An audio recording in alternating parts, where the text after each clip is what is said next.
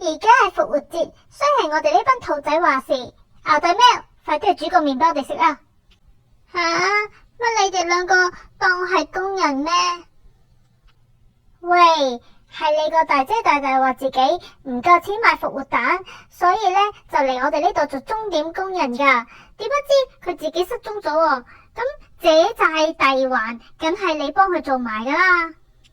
好啦，只要可以幫到大姐大大買復活蛋，我呢隻灰姑喵乜嘢都肯制噶。我第一次煮麵都唔係好識噶，咁掟落去啦。煲啊煲煲煲煲，兔仔有麵食啦。냠咦，幾好食喎！灰姑喵，你煮麵真係煮得好好啦。咁我可以出糧去買復活蛋未啊？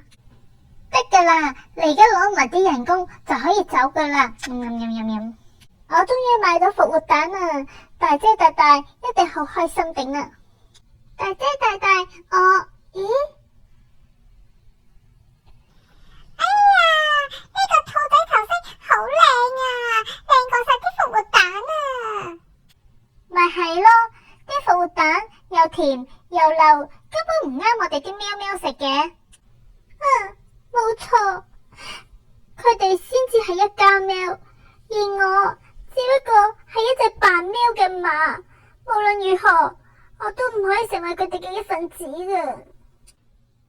盡情娛樂我吧，我自行回家，沒有眼淚要流下，不要忘記我不會是個笑話，盡情愉快吧，但願憑殘忍代價，來年將生命美麗升華。